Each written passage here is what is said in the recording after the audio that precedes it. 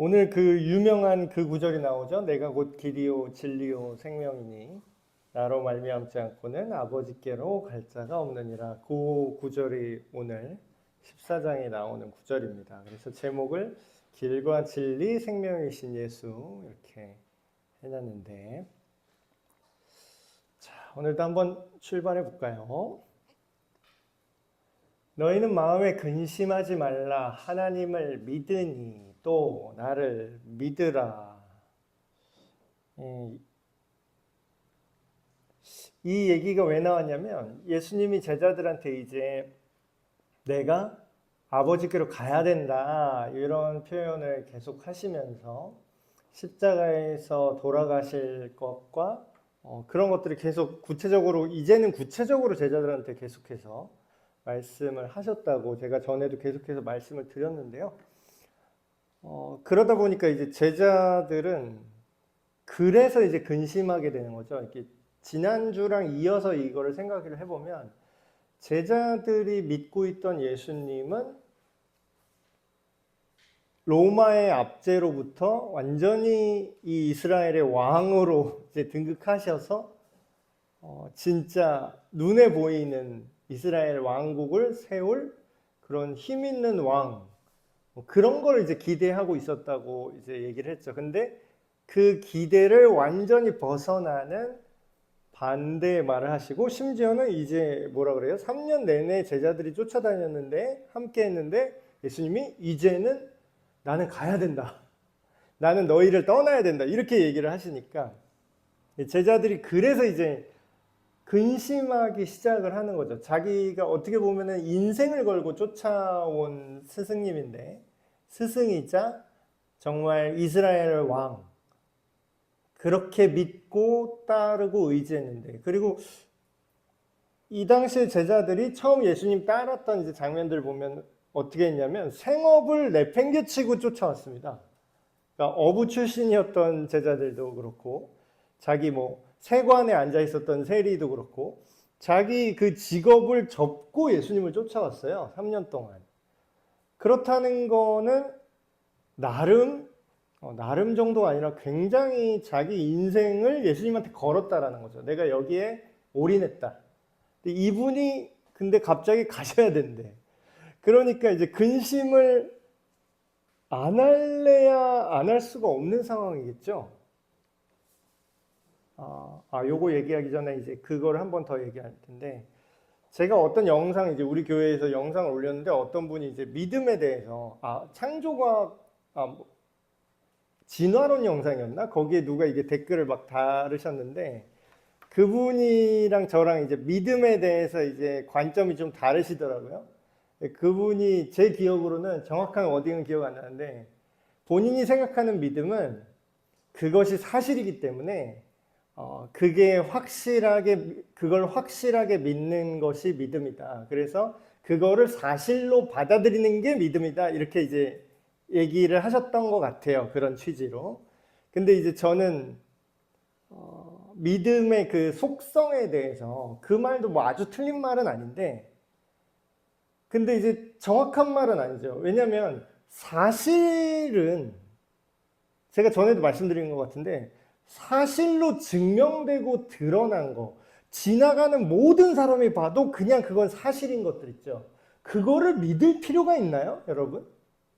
그러니까 이게 믿음이란 단어의 뜻을 그러니까 믿음의 결과가 사실로 받아들이는 것과 믿음이란 뜻 자체를 그럴 때 쓰는 건 아니죠. 그거는 차이가 있는 거죠. 그러니까 진짜로 믿는 사람은 내 믿는 바를 사실처럼 여긴다. 그건 맞아요. 근데 믿음이란 단어 자체는 이미 확실시된 사실을 믿는다라는 거는 믿는 게 아니에요. 그러니까 믿는다라는 말을 쓰려면 뭘 해야 되냐면요. 뭐가 이제 전제 조건이냐면 불확실성이 있어야 됩니다. 아직 완전히 명백하게 증명되고 명백하게 그 일이 지금 일어났어, 그냥. 그래서 이제 그거를 고민할 필요조차 없어. 그러면은 그게 사실이죠. 그럼 믿음이 필요 없잖아요. 그걸 못하러 믿어. 그건 당연한 건데 그걸 왜 믿어요? 근데 이제 믿음이라는 거는 신뢰라는 단어를 거기 넣어보면 맞다고 제가 말씀드렸죠. 그럼 신뢰라는 건 뭡니까? 아직 얘가 내 돈을 안 갚았어요. 아직 안 갚았다고요. 예를 들면. 그럼 뭐예요? 사실은 돈은 아직 안 갚은 게 사실이에요. 근데 신뢰한다는 건 뭐예요? 신용한다는 건 뭐예요?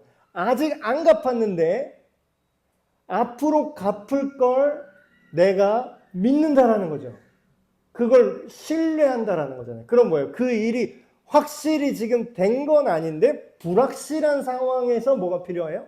신뢰, 믿음이 필요한 거죠. 그래서 지금 예수님이 믿음을 얘기할 때는 이게 지금 이 시점에서 제자들이 이거를 뚜껑 까서 봤어요, 지금? 예수님이 다시 와서 막 함께 하는 걸 지금 결과를 본 거예요? 예수님 부활하는 거를 지금 제자들이 뚜껑 까서 봤냐고요?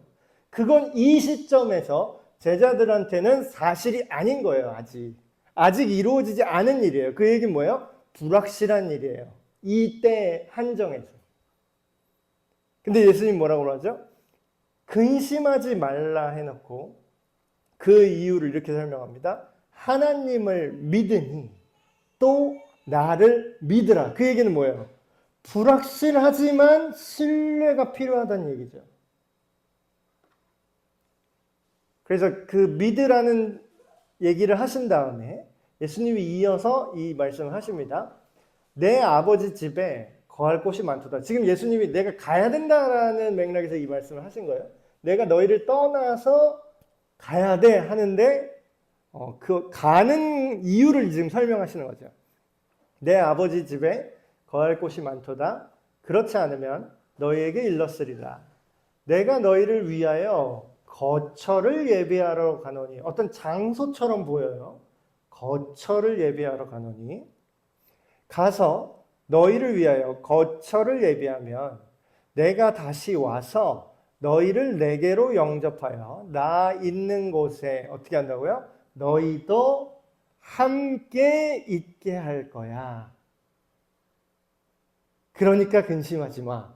그 얘기죠. 지금 이 구체적인 약속을 제자들한테 하시는데 이게 전통적인 해석으로 저도 이제 옛날에는 그냥 그렇게만 알고 있었어요. 지금 이강택 박사님이 쓴 요한복음 강해를 가지고 지금 얘기를 하는 건데 이분의 해석이 전에 고전적으로 알던 전통적인 해석이 틀렸고 이게 맞다라는 게 아니라 그것도 맞는데 그거를 중의적으로 두 가지 의미가 있을 수도 있겠구나라고 이 의미를 조금 다르게 밝혀 놓으셨더라고요. 그래서 그걸 제가 이제 교환에 써왔는데, 자, 보통은 이 거처를 뭐라고 생각하냐면, 우리는 성경 끝까지 다 읽었기 때문에 이 내용이 영원한 하나님 나라, 하나님의 집, 우리가 이 땅의 생명을 다 마치고 하나님 아버지께 갔을 때 우리의 새 본향, 천국, 그 장소를 이제 전통적으로 그렇게 생각을 했었어요. 이 거처에 대해서. 그 말이 틀린 게 아닙니다. 그것도 맞아요. 근데 성경을 보다 보면요. 의미가 하나로 고정되어 있는 게 있고요. 두세 가지 의미가 중복되어 있는 게 있습니다. 예를 들면은, 다윗의 후손으로 지난주인가 거기도 말씀드렸는데, 다윗의 후손으로 네 후손이 내 집을 세울 것이다. 그러면 첫 번째 의미는 뭐예요?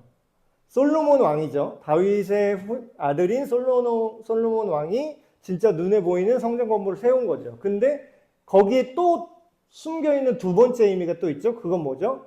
다윗의 후손으로 오시는 메시아, 예수님이 사람의 손으로 짓지 않는 하나님의 집, 하나님과 영원히 함께할 수 있는 그런 공간을 초월한 개념을 지을 것이다. 그걸로 연결되는 거죠. 그러니까 그 말씀은 첫 번째도 맞지만 두 번째 의미도 맞죠. 같이 들어있는 거죠. 그 두 가지 의미가. 그래서 이것도 전통적으로는 예수님의 재림하실 때에 영원한 하나님 나라에 우리를 하나님의 집으로 불러주신다는 거구나. 그 공간이 있다라는 거구나. 그래서 예수님이 부활하시고 하늘로 올라가셔서 지금까지 우리 앞으로 갈 집 만들고 계시구나. 이렇게 상상을 했어요. 근데 이제 오히려 문맥을 앞뒤에서 보면은 예전에는 그렇게만 생각했는데 가만 이제 이 이강택 박사님의 글을 보니까 가만히 생각해 보니까 예수님이 이때 얘기하고 제자들한테 재림 때 나타나세요? 부활하신 다음에 나타나세요? 부활하신 다음에 중간에 한 번 더 보죠, 제자들을. 그러니까 그렇게 이거를 그냥 재림이라고 생각하면은 조금 문맥상 말이 안 되는 부분이 있어요. 그것도 아주 틀린 말은 아닌데. 잘 생각해 보면 여기 내 아버지 집에 거할 곳이 많고 거처를 예비하러 간다 이렇게 말씀하시잖아요, 예수님이. 근데 전에 이 성전을 헐어라. 내가 3일 만에 다 지을 것이다. 예수님이 그런 얘기한 적 있죠. 성전에 대해서. 근데 거기서 이 요한복음의 저자 사도 요한이 뭐라고 해설을 합니까? 이는 곧 3일 만에 부활하실 자신의 육체를 말함이로라. 이렇게 해설을 해요. 그러면 하나님의 집 성전이 건물이 아니라 예수님의 부활하신 몸이라고 분명히 한번 얘기를 해놨죠. 그 전에. 근데 지금 보면 뭐예요? 예수님 뭐라고 얘기하죠? 내 아버지의 집에 이렇게 해요. 그러면 우리는 아버지 집 하면은 천국을 생각했는데 천국 생각하기 전에 먼저 개념이 뭐였죠? 아버지의 집. 예수님이 성전에서 뒤엎으시면서 뭐라고 그래요? 내 아버지의 집으로 강도의 소굴을 만들지 말아라 이러시죠. 그럼 뭐예요? 지금 예수님이 아버지 집이라고 말한 곳은 오히려 이 앞뒤 문맥상으로 볼 때 성전이라고 해석하는 게 더 정확합니다. 네, 더 정확하다기보다는 더 가까운 의미라고 할까요? 재림 후에 완성될 하나님 나라도 맞긴 맞는데 그거는 더 먼 의미고 더 가까운 의미는 아버지 집에 거할 곳이 많다. 그럼 우리가 이게 헷갈리잖아요. 거처라고 하니까 공간이라고 우리가 생각을 하는데 성전이라고 생각해 보면 예수님이 부활하신 다음에 뭐라 그러죠? 내가 성전이다 이렇게 얘기하시잖아요. 그럼 뭐예요? 그 거처라는 건 하나님과 우리가 함께 할 수 있는 시간과 공간을 초월한 개념의 장소라고 볼 수도 있는 거예요. 그래서 이제 3절까지 이 거처를 예비하여 너희와 내가 다시 함께 있게 하겠다라는 게 먼저 이루어진 건 언제죠? 재림 때인가요? 예수님 부활하고 제자들을 만나셨을 때인가요? 예. 예수님이 부활하시고 제자들을 만나셨을 때 이미 뭐예요? 하나님의 집이 예수님이 부활을 하셔서 그 성전이 하나님의 집이 제자들을 만나러 직접 찾아가죠. 거기서 함께 만나고 대화하고 이제부터 너희를 영원히 떠나지 않고 너희는 나와 영원히 함께 할 거야 하셨다는 건 뭐예요? 거처에서 함께 있는 거랑 똑같은 해설을 할 수 있는 거죠. 그리고 이렇게 또 말씀하십니다. 내가 어디로 가는지 그 길을 너희가 아느니라. 되게 유명한 구절인데 도마가 이르되 주여 주께서 어디로 가시는지 우리가 알지 못하거늘 그 길을 어찌 알겠사옵나이까. 예수께서 이르시되 내가 곧 길이요 진리요 생명이니 나로 말미암지 않고는 아버지께로 올 자가 없느니라. 4절에 예수님이 이렇게 얘기를 하셨잖아요. 니네가 못 따라올 거라고 얘기를 해놓고 또 이때는 예수님이 뭐라 그러죠? 내가 어디로 가는지 니들이 알 거래요. 그래서 전 시간에도 제가 말씀드린 것처럼 예수님은 하나님의 관점으로 종종 발언을 하시기 때문에 과거와 현재와 미래를 한순간에 얘기를 하세요. 그래서 이 당시에는 제자들이 모르잖아요.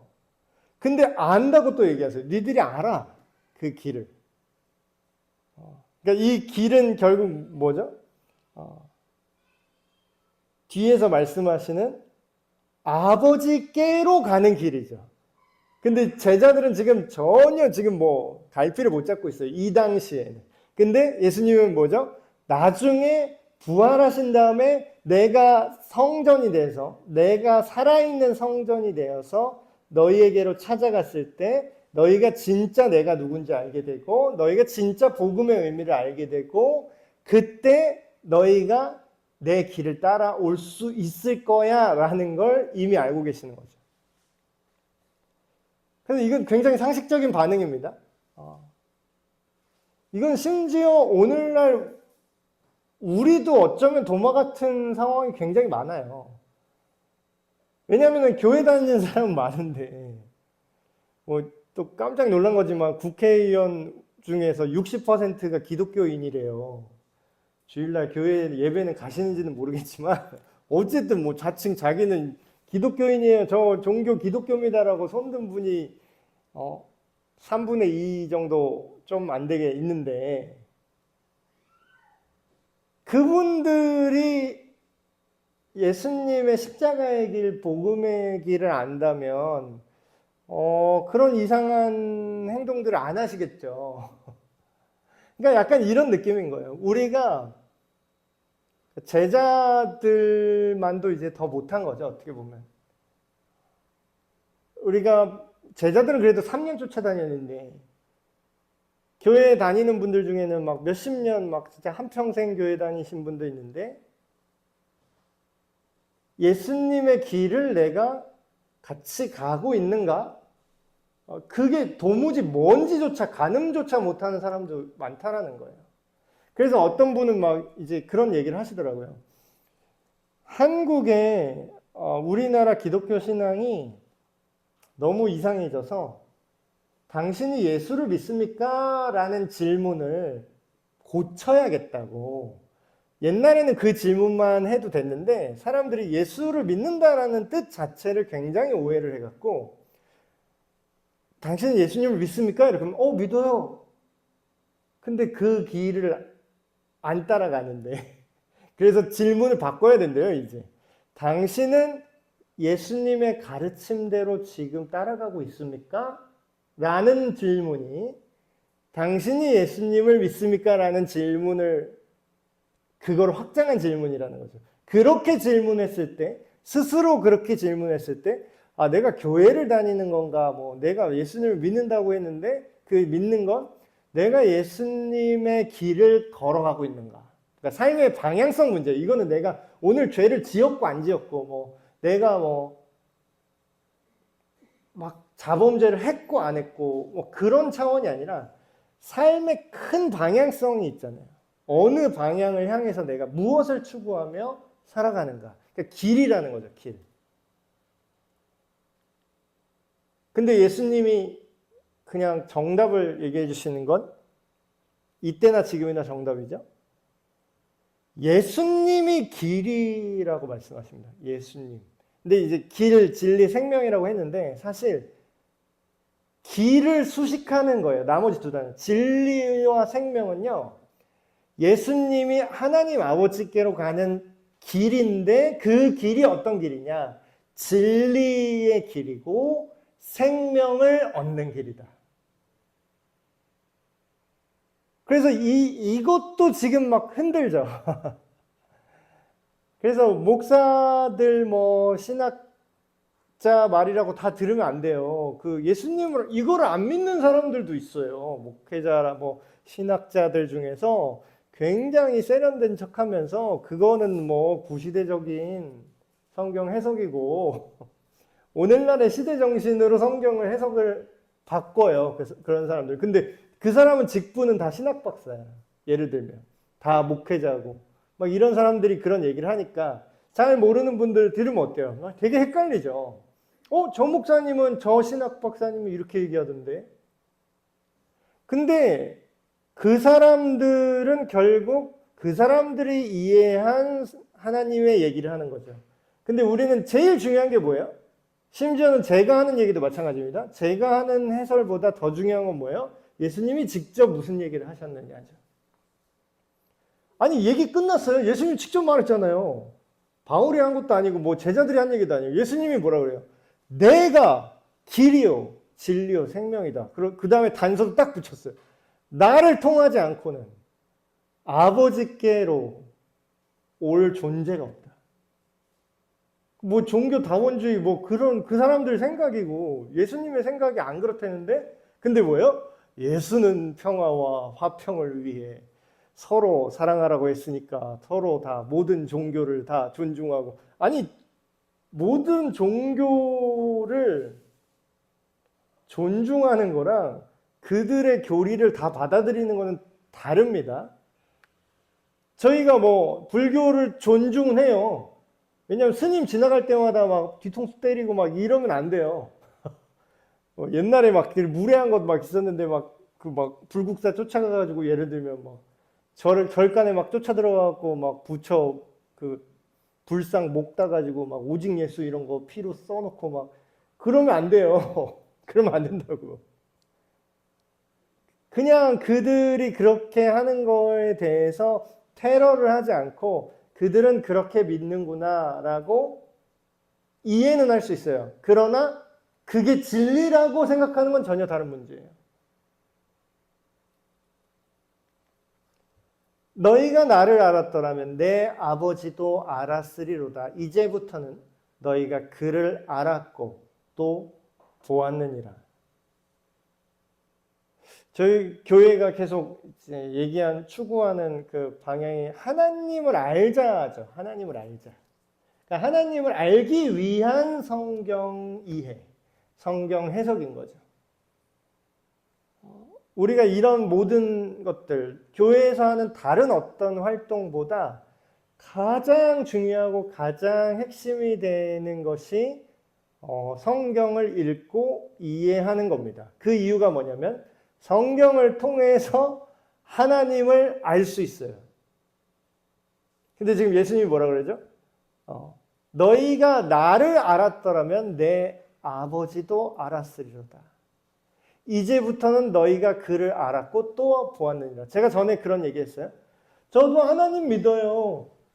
하나님 믿어요. 이런 말은 굉장히 부정확한 말이라고 제가 전에 말씀을 드렸습니다. 하나님이란 단어는 굉장히 넓은 의미에 물론 기독교 성경에서 말하는 하나님은 여호와 하나님 딱 이제 성부 하나님으로 고정이 되지만 일반 사람들이 생각하는 하나님이라는 개념은 그냥 신이라는 불특정한 개념이에요. 그 신을 우리가 어떻게 알아요? 그냥 하나님 믿는다 그러면 뭐 그게 무슨 뭐 천지신명인지 뭔지 알 바가 아니에요. 고정이 안 돼요. 자기 머릿속에 생각하는 신을 다 하나님이라고 불러요. 근데 우리가 정확하게 뭐라고 그러죠? 우리 교단 그 이름에 써 있잖아요. 대한 예수교 장로회. 장로회는 뭐 교회 그 어떤 교회의 어떤 정치 방식의 차이지만 핵심은 뭐죠? 예수교라는 거예요. 예수교. 근데 옛날 그 우리 조상들이 그 교단 이름을 정할 때 굉장히 잘 정한 이유가 뭐냐면 딱 보니까 핵심이 하나님을 믿으세요 이게 아니라 더 정확하게 말하면 예수를 믿는 종교구나라는 걸 정확히 이해했다는 거예요. 예수님을 통해서 하나님을 아는 거예요. 우리는 예수님을 믿는 믿음으로 하나님의 성품을 우리가 알 수 있고 하나님이 예수님을 통해서 우리의 죄를 용서해 주셨기 때문에 우리가 감히 하나님의 자녀가 될 수 있고 하나님의 용서를 받을 수 있는 거죠. 그래서 예수님도 이 얘기를 정확히 하는 겁니다. 나를 아는 게 아버지를 아는 거다. 그래서 우리가 요거를 굉장히 명확하게 해야 돼요. 내가 기독교인이다라는 건 내가 예수님을 믿습니다라는 신앙 고백이 하나님께로 연결되는 거지. 내가 예수님이 1번이 아니고 내가 막연하게 하나님 믿어 이러면 그 초점을 굉장히 흐트러뜨리는 겁니다. 근데 이거를 제가 그냥 우기는 게 아니라 예수님이 그 초점을 분명히 본인이 얘기를 하세요. 그랬더니 이제 초점을 지금 잘 못 잡고 있죠. 예수님의 제자 빌립이 뭐라 그래요? 그 성부 하나님, 그러니까 여호와 하나님 신앙이 유대인들한테는 있다 보니까 오실 메시아에 대한 이해도가 떨어져요. 이 당시만 해도. 그러니까 예수님을 믿는 게 하나님의 아들을 아는 게 하나님을 아는 거고, 하나님의 아들을 통해서 하나님께 용서받고 아들을 통해서 하나님 앞에 나아가는 구원의 길이다. 이 개념이 약하니까 뭐라고 얘기해요? 다시 초점을 성부한테 가져가요. 하나님한테. 빌립이 이르되 주여, 그러면 아버지를 우리에게 보여주옵소서. 그리하면 족하겠습니다. 그러니까 초점이 정확하지 않은 거죠. 예수님이 다시 얘기합니다. 예수께서 이르시되 빌립아, 내가 이렇게 오래 너희와 함께 있을 때 내가 나를 알지 못하느냐? 나를 본 자는 아버지를 보았거늘 어찌하여 아버지를 보이라 하느냐?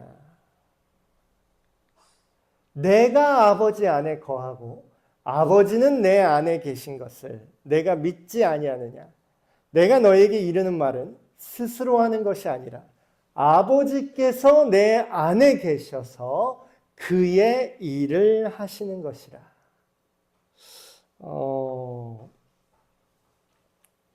이걸 굉장히 중요하게 생각을 해야 되는데, 기독교 신앙을 우리가 제대로 이해하지 못하는 사람의 특징은 뭐냐면요, 하나님의 존재를 좀 멀리 띄워놓습니다.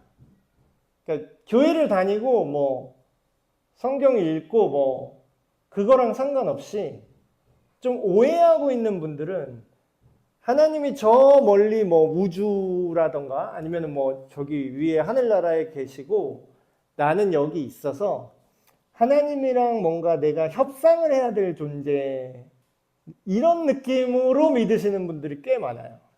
근데 성경을 제대로 성경을 읽으세요. 제발 성경 좀 읽으세요 하는 이유가 뭐냐면, 성경은 이 하나님에 대한 관점을 굉장히 분명하게 얘기합니다.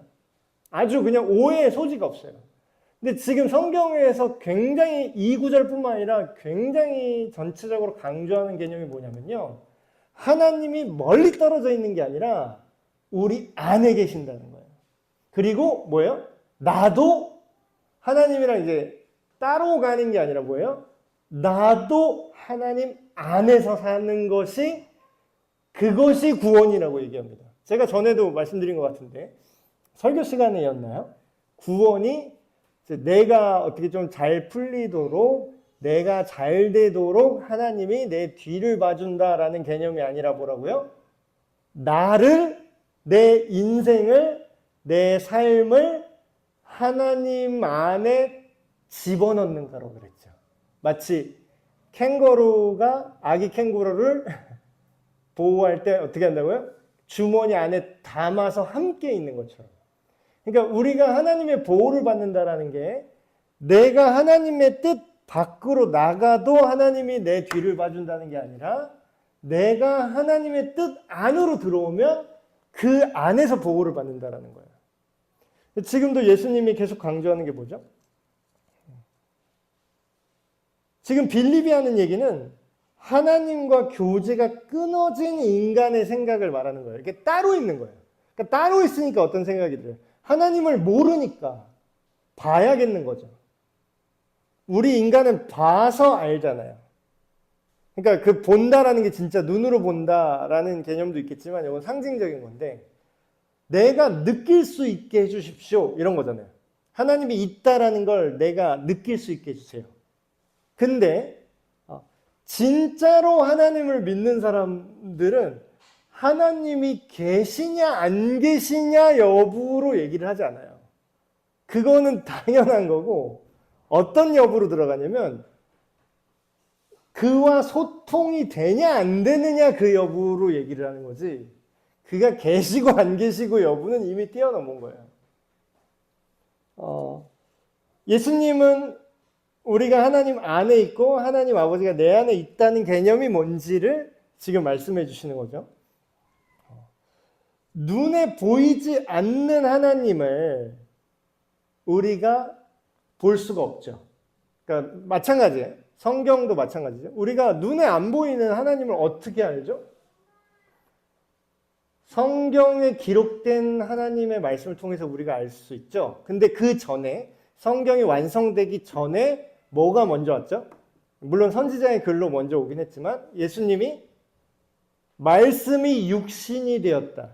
하나님의 말씀 자체가 사람의 몸을 입고 이 땅에 오셨다. 그 얘기가 뭐냐면 하나님이신 그분이 직접 와서 인간의 언어로 인간의 삶 속에서 하나님이 어떤 분인지를 직접 알려주셨다라는 거예요. 그러니까 그 얘기죠. 이 얘기가 그 얘기예요. 예수님 안에서 우리는 객관적인 하나님을 볼 수가 있어요. 예수님이 하나님의 기록된 말씀을 벗어나지도 않으시고 그 안에서 확장해서 잘못 적용하고 있던 그 세대의 사람들, 하나님의 말씀을 잘못 적용하고 있는 걸 어떻게 교정하죠? 하나님의 니들은 이렇게 오해해서 이렇게 하고 있는데 하나님의 뜻은 그게 아니야 라고 예수님 안에 계신 하나님의 의도를 직접 풀어주시죠. 그래서 그 말씀을 지금 하시는 거예요. 그래서 오늘날도 마찬가지입니다, 여러분. 하나님의 생각, 하나님의 기준, 하나님의 판단, 그거는요, 성경에 기록된 예수님의 말씀을 통해서 우리가 지금도 알 수 있는 겁니다. 그걸로 분별을 할 수 있어요. 내가 아버지 안에 거하고 아버지께서 내 안에 계심을 믿으라. 이것도 이제 믿으라가 나왔죠. 이걸 모르니까 이게 증명할 수는 없잖아요. 사람이 이거를 알 수가 없으니까. 이 당시에는 성령님이 믿는 자 안에 오시기 전이기 때문에, 예수님의 십자가 사건 전이기 때문에. 근데 이제 우리가 이제는 어떻게 보면 이게 현실로 다가와서 믿어지게 되는 겁니다. 성령님이 오시면. 근데 이때는 아직 그 전이죠. 내 안에 계심을 믿으라. 근데 예수님도 굉장히 현실적이에요. 저는 이런 예수님의 태도가 굉장히 젠틀하고 굉장히 친절하다고 느끼거든요. 자, 좀 무례한 기독교의 특징이 뭔지 아세요? 무례한 기독교. 그러니까 답은 맞아. 답은 맞아요. 근데 방식이 굉장히 무례해. 야, 이게 진리야. 믿어. 안 믿으면 지옥에나 쳐가. 이런 무례함. 근데 지금은 이런 분들이 많이 줄었어요. 근데 과거에는 이런 분들이 많았던 것 같아요. 근데 물론 이제 좋은 의도긴 해요. 딴에는. 빨리 뭐 이 사람이 구원받았으면 좋겠는 거지. 근데 옛날에는 막 지옥 설교 막 무섭게 해가지고 공포 분위기 확 조성해가지고 두렵게 만들어서 복음을 믿게 하는 뭐 이런 것도 있었어요. 근데 그 방식이 그 시대에는 또 맞았던 것도 있어요. 어떤 면에서. 과거에 지옥 설교 듣고 죄에 대한 그런 두려움에 눈을 떠서 아, 진짜 예수님을 믿어야겠구나 하고 예수님 믿은 사람도 꽤 많으니까. 근데 이제 그게 어떤 시점에 와서는 어떤 방법 하나에 의존하면 굉장히 위험한 게 그때는 먹혔던 방법이 지금은 안 먹힐 수가 있어요. 그때는 천국과 지옥이 있다는 걸 대다수 사람들이 믿었거든요. 그 시대에는. 근데 지금은 어때요? 과학이 발달했습니다. 뭐 그런 걸 믿어요. 그게 있다는 것도 못 믿겠는데 그거를 안 믿으면 지옥에 보낸다고 호통치는 사람들이 어떻게 보일까요? 그냥 뭐 음모론자처럼 보이는 거예요. 그냥 극단적인 사람으로 보이는 거예요. 근데 예수님이 이 태도를 보세요. 내가 아버지 안에 거하고 아버지께서 내 안에 계심을 믿어라. 근데 그렇지 못할 수 있다는 것까지 배려를 하세요. 그렇지 못하겠거든, 믿지 못하겠거든, 내가 행하는 그 일로 나를 믿어라. 이게 굉장히 겸손한 표현입니다. 정말 겸손한 표현이에요. 거짓 선지자들과 진리의 가장 큰 차이가 뭔지 아세요? 사기꾼들, 거짓 선지자들의 특징. 말만, 말로 계속 얘기를 해요. 자기 말을 믿으라는 거야. 자기 말을 따르라는 거죠. 근데 이제 이 말은 누구나 할 수 있어요. 근데 뭐예요? 이런 사기꾼과 거짓 선지자들과 가장 큰 차이는 성경에 기록된 기록된 말씀과 완전히 일치하는 행동과 삶이 있느냐 없느냐. 그래서 오늘날도 마찬가지입니다. 우리가 예수님 믿으세요. 예수님 믿으세요. 천국이 있습니다.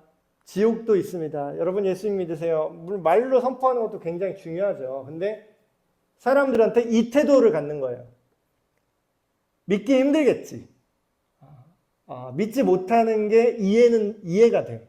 네가 그렇게 생각하는 것도 이해가 돼. 내가 정신 나간 사람처럼 보일 수 있어. 근데 내 이 말을 못 믿겠더라도 내가 살아가는 삶을 보고서 이걸 믿었으면 좋겠어. 이 태도가 굉장히 멋진 게, 여러분 예수님 진짜 믿는 사람과 안 믿는 사람이 어디서 갈리냐면요, 예수님을 진짜로 안 믿는 사람들은 천국이 없는 것처럼 행동을 합니다. 그러니까 말은 틀려요. 말은 다 청산유수예요. 말은 다 막 하나님 나라가, 주님의 말씀이, 말로는 다 청산유수예요. 근데 그 사람의 한 행동은 뭐예요? 지옥의 심판이 없는 것처럼 행동을 해요. 그러니까 그렇게 막 권력욕을 향해서 막 뭐 총회장이 누가 되네 마네 막 그렇게 서로 되려고 막 목사가 가스총 쏘고, 목사가 막 성도랑 모텔 주차장에 가서 걸리고. 그럼 그들의 설교를 듣지 말고요, 그들의 행동으로 그 사람이 진짜인지 가짜인지를 봐야 되는 거죠. 그 사람이 천국과 지옥을 진짜로 믿으면 그렇게 행동을 할까요? 과연 그럴까? 그래서 예수님의 어떤 겸손함은 오늘날 우리가 이 복음을 전하는 태도, 방법, 이것까지 가르쳐주고 있습니다. 그래서 우리가 이 11절에 나온 이 태도를, 이게 굉장히 중요한 것 같아요. 내가 진실로 진실로 너희에게 이르노니 나를 믿는 자는 내가 하는 일을 그도 할 것이요 또한 그보다 큰 일도 하리니 이는 내가 아버지께로 감이라. 이게 성경 해석할 때 좀 이제 해석하기 어려운 구절 중에 하나입니다. 예수님을 믿는 사람이 예수님이 하는 일을 한다는 거는 뭐 어느 정도 동의가 돼요. 예수님이 지금 하는 일이 뭐죠? 하나님 나라의 구원의 길을 전하고 복음을 전하고 가르치는 일을 하고 계시잖아요. 그럼 뭐예요? 예수님을 믿는 사람, 이것도 또 특징에 넣어야 돼. 예수님을 믿는 사람은 나도 교회 다녀요. 이걸로는 충분하지 않다고 말씀드렸죠. 예수님을 믿는 사람은 뭐예요? 나를 믿는 자는 뭐라고요? 내가 하는 일을 하는 사람이 나를 믿는 사람이다. 그럼 뭐예요? 오늘날에 이걸 똑같이 그대로, 이거 제가 주장하는 거 아닙니다. 제가 무리한 해석을 하는 게 아니에요. 예수님이 직접 하는 말이잖아요. 나를 믿는 자는 내가 하는 일을 그도 할 것이다 얘기하잖아요. 그럼 우리가 오늘날에 예수님을 믿는다라는 건 그냥 교회만 왔다 갔다 하는 사람이 예수님 믿는 거예요? 예수님이 하시는 일을 지금 나도 하는 사람이 예수님을 믿는 겁니까? 그러니까 오해하지 말고 들으세요. 이게 또 막 오해하고 그럼 내가 하는 일 다 때려치고 지금 또 신대원 가야 되나? 신학교 가야 되냐? 무조건 다 신학교 가야 예수님의 이름을 하는 게 아니라 우리에게 주어진 상황 속에서 복음과 하나님 나라를 증언하는 그것이 예수님이 하는 일이죠. 전에도 말씀드렸지만 목사가 못하는 일이 훨씬 많아요. 어떤 면에서. 목사가 말하면 사람들 안 들어요. 당신 직업이니까 그러지. 근데 그냥 동네 친구, 동네 그냥 회사원 아저씨가 그냥 얘기하는데 못 들어본 얘기를 하네? 특이한 얘기를 하네? 예수에 대한 얘기를 하는데 뭔가 그냥 종교적이지는 않은 얘기를 하네? 그러면 사람들이 듣는다고요. 그리고 더 큰 일을 한다는 건 무슨 뜻이냐면, 굉장히 여기서 입체적으로 설명을 해놨는데, 자, 이제 예수님께서 전하시던 하나님 나라의 복음을 어떻게 해야 되죠? 이제는 제자들이 해야 돼요. 그걸 이어받아서. 근데 어떻게 해야 되냐면 예수님은요, 복음을 여태까지 전하셨잖아요. 3년 동안. 근데 예수님은 육체를 입고 이 땅에 계셨기 때문에 한계가 있었어요. 어떤 한계가 있었냐면 예수님은요, 사마리아에 가면요, 사마리아 지역에밖에 복음을 못 전하셨어요. 그리고 다른 예루살렘에 가면 예루살렘 사람들만 들을 수 있었어요. 근데 예수님이 그런 얘기를 하시죠. 성령이 너에게 임하면 너희가 권능을 받아서 온 유대와 사마리아와 땅 끝까지 이르러, 온 세상에 이르러 어떻게 된다고요? 내 증인이 될 거다. 그 얘기는 뭐예요? 예수님은 육체의 한계를 갖고 있어서 그 복음이 예수님의 육체에 계신 곳에만 흘러갔어요. 이때는. 근데 앞으로 더한 일을 해요. 그 더한 일은 뭐죠? 이제는 성령님이 오셔서 성령님과 함께하는 사람들이 뭐예요? 동시에 여러 명이 모든 사람들이 복음을 전할 수 있게 돼요. 그럼 뭐예요? 예수님이 혼자서 지역에서 하셨던 복음 사역이 전 세계의 모든 제자들이 동시에 이 복음을 선포할 수 있게 되죠. 그럼 뭐예요? 예수님은 이거를 나보다 더 큰 일을 하는 것이다. 물론 양적으로. 왜냐하면 그 이유도 딱 말이 떨어지죠. 이는 내가 이제 아버지께로 가기 때문이다. 이때 예수님은 복음을 사마리아 몇몇 정도까지밖에 못 전했어요. 근데 이후의 제자들은 어떻게 되죠? 저기 서아시아, 저기 유럽, 지금 그게 북아메리카 왔다가 지금 아시아까지 왔죠. 우리나라까지 왔잖아요. 지금 또 아프리카로도 들어가고. 너희가 내 이름으로 무엇을 구하든지 내가 행하리니 이는 아버지로 하여금 아들로 말미암아 영광을 받으시게 하려 함이라. 이거 굉장히 중요한 좋아하는 구절이죠, 우리가. 예수님의 이름으로 기도합니다. 아멘. 요게 이 전통이 생긴 배경이 되는 구절 중에 하나예요. 너희가 내 이름으로 무엇이든지 구하라. 근데 이제 사람들은 전에도 말씀드렸지만 또 오해하죠.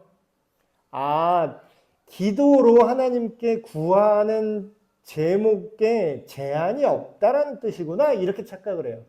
근데 이제 원래 성경에는 장절 구분이 없는 거 아세요? 전에 제가 말씀드렸던 것 같은데. 원래 성경은 장절 구분이 없고 그냥 편지지처럼 쭉 써 있습니다. 근데 우리가 현대에 이거를 찾기가 편하라고 중간에 장절 구분을 넣은 것 때문에 사람들이 착각하는 게 있어요. 요 절만 딱 떼서 그냥 사람들이 보내. 큐티한답시고 한 절만 딱 떼갖고 너희가 내 이름으로 무엇이든 구하든지 내가 행하리. 그래, 예수님의 이름으로 기도하면 뭐든지 들어주신다 그랬어. 그러니까 우리가 원하는 거를 열심히 구해야 돼. 근데 안 들어주신다. 아니, 예수님의 이름으로 크게 외쳐봐. 예수님의 이름으로 해주십시오. 로또 1도. 예수님의 이름으로 행하면 다 무엇이든지 다. 그게 응답받잖아? 그게 하나님 영광이야. 이렇게 알고 있는 사람이 굉장히 많아요. 지금도. 저기요. 자, 이 전절만 보세요. 맥락이 어떤 맥락에서 이 얘기를 한 거죠? 내가 진실로 주신 너희를 나를 믿는 자는 뭐 한다고요? 내가 하는 일을 너희도 할 것이다. 이거 하는 일이 뭐예요, 여기서? 복음 전하는 거예요, 지금. 내가 아버지께로 부활 승천해서 아버지께로 가는데 너희를 세상에 남겨놓고 나를, 복음을 증거하는 일을 너희에게 맡긴다 해놓고 이 말을 시작하는 거예요. 자, 그럼 무엇을 구하라는 거예요, 지금? 복음을 전하기 위해서 구하라는 맥락이 여기 들어가 있습니다. 아이고, 마지막 절. 내 이름으로 무엇이든지 내게 구하면 내가 행하리라. 아멘. 자, 그럼 이건 무슨 뜻입니까, 지금? 이 문맥에서 필요한 모든 걸 구해라 라는 건 뭐예요? 내 욕심을 구하라는 뜻이 아니라 뭐죠? 복음을 전하기 위해서 필요한 모든 것을 구하라는 뜻입니다. 그러면 다 들어주고 내가 다 행할 것이다. 그러니까 이제 우리가 이렇게 얘기하면 굉장히 또 실망해요. 어떤 분들은 쩝 입맛 다시면서 에이 그 뜻이었어? 아이 난 그런 줄도 모르고 뭐 만병통치약 마냥 뭐 내 기도 다 들어주는 줄 알았다. 근데 이렇게 생각하면 좀 어이가 없는 게 내가 원하는 게 이루어지면요 구원이 이루어지지 않아요. 오히려 그 내 욕심은 그 구원의 반대로 갈 경우가 굉장히 많습니다. 근데 예수님의 말씀, 그러니까 예수님을 통한 죄의 용서와 예수님의 십자가를 믿고 하나님의 자녀가 되는 그 구원의 길, 예수님의 증인된 그 삶, 그거를 전하는 걸 내가 원하고 그거를 전하는 걸 내가 하나님께 구하잖아요. 그러면요, 그 안에 내가 먹고 사는 문제도 그 안에서 해결이 됩니다. 물론 뭐 아주 뭐 욕심처럼 뭐 로또 당첨되고 이러진 않을 수 있어도 신기하게 그 복음 전도자로 살아가는 진짜 예수님 믿고 살아가는 전문 목회자 뭐 선교사 이런 뿐만 아니라 그냥 예수님 믿는 그리스도인으로서 뭐 직장인 일반 뭐 주부들 할 것 없이 그 사람들이 얘기를 한번 들어보세요. 그 사람이 하나님 나라의 방향을 맞춰서 살아갈 때 그 사람이 먹고 사는 문제로 물론 이제 삶의 과정 속에서 되게 핍절하고 고통받는 시간이 없지는 않지만 결과적으로 그 사람의 삶이 예수님의 말씀 뭐라 그러죠? 너희는 먼저 그 나라와 그 의를 구하라. 그리하면 내가 너희에게 필요한 다른 모든 것들도 다 채워줄 거다. 네. 근데 이제 이걸 뒤집어 생각하면 완전히 이제 망가지는 거죠. 내가 필요한 게 우선이고 하나님 나라는 잘 모르겠는데요. 이러면 이제 그것은 안 이루어지는 게 좋은 겁니다. 그래서 예수님이 승천하신 후에 우리가 가야 할 길이 뭔가 이 제자들과 우리가 똑같이 생각을 해보면 좋을 것 같아요. 예수님이 부활하시고 하나님께로 가실 때 그럼 이 땅에 남겨진 우리는 뭐 어떻게 살아야 되지? 어느 방향으로 가야 되지? 그거를 고민을 하셔야 돼요. 내가 가야 할 길은 내 욕심, 내 꿈, 내 성공, 내 비전이 아니라 뭐라고요? 예수님의 증인으로 살기 위해서 무슨 학위도 받는 거고. 그러니까 옛날에 어떤 분이 믿음 좋은 분이 그런 말씀을 하셨더라고요. 자기가 뭐 어디 뭐 대학 교수예요. 예를 들어서 뭐 물리학과 교수예요, 이분이. 근데 그분이 이렇게 얘기하는 거예요.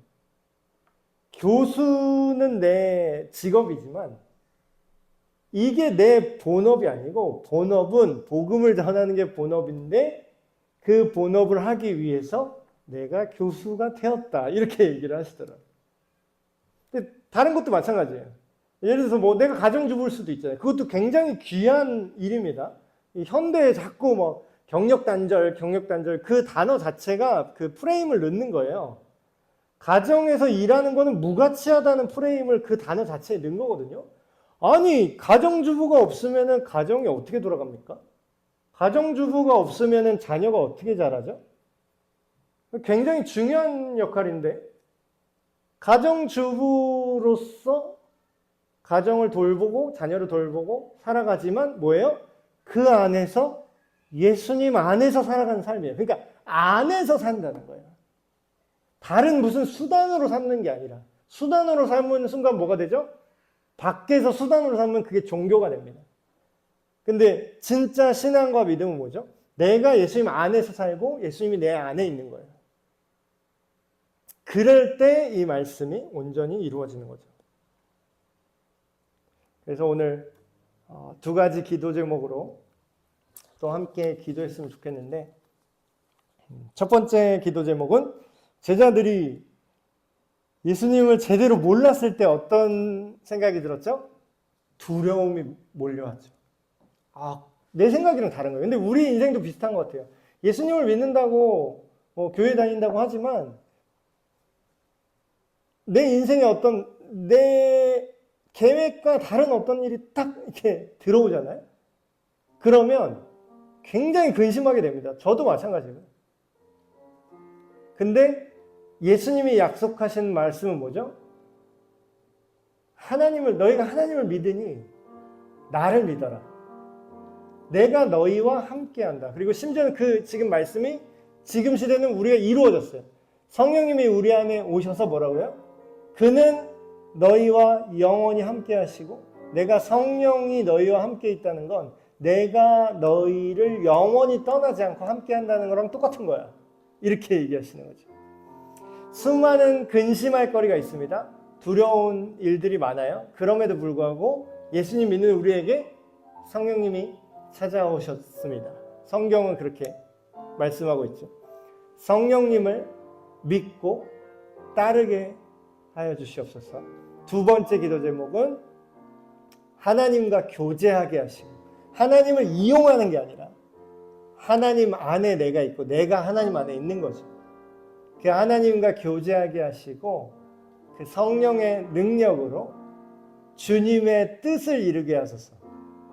그러니까 이게 굉장히 중요한 거예요. 거창하게 막 진짜 여러분이 막 선교를 하고 막 교회를 막 몇 개씩 세우고 막 사람들을 막 예수님 영접기도 시키고 막 그런 것만 주님의 뜻을 이루는 게 아니라 그런 영광스러운 하나님을 가기까지 우리의 일상 속에서 사람들 앞에 저 사람을 보니까 진짜 예수님이 있기는 한가 보다.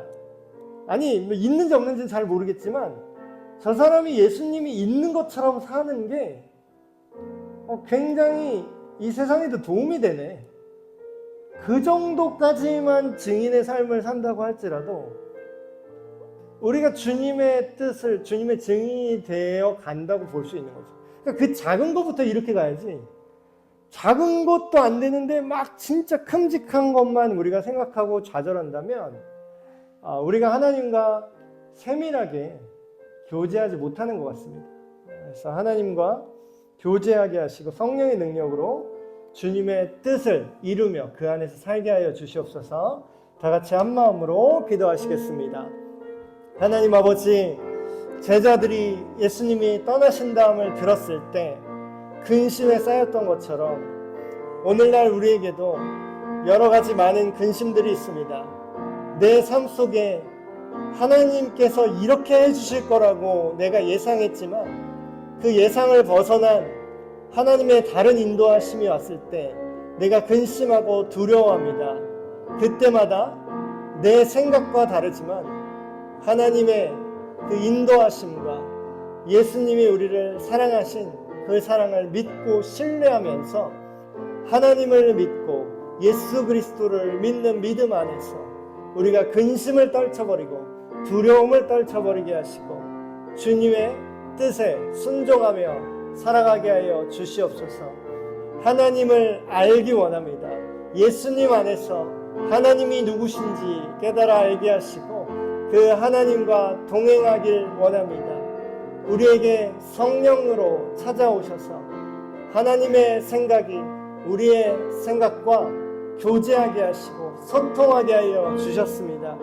이제는 우리가 우리의 욕심으로 사는 것이 아니라 성령님의 능력 안에서 주님의 뜻을 겸손하게 우리의 삶의 모든 영역에서 적용하고 이루어 나가는 우리가 되게 하여 주시옵소서. 하나님 아버지, 길이요 진리요 생명 되신 예수님을 우리가 다시 한번 말씀을 통해서 확인해 보았습니다. 우리가 다른 것들이 아닌 오직 예수님만이 하나님을 알게 하는 길이요 진리요 생명이 되심을 믿음으로 바라봅니다. 믿는 우리에게 성령님을 보내주셔서 우리 속에 하나님의 생각과 하나님의 마음을 품게 하심에 감사를 드립니다. 사랑하는 우리 에베네셀 교회 한 사람 한 사람이 이 놀라운 성령님의 역사하심과 함께하게 하시고 우리 안에 성령께서 계시고 우리가 성령 안에, 예수님이 우리 안에, 우리가 예수님 안에 하나님과 함께 이제부터 영원까지 동행하며 살아가는 우리가 되게 하여 주시옵소서. 우리 주 예수 그리스도의 이름으로 기도하옵나이다. 아멘.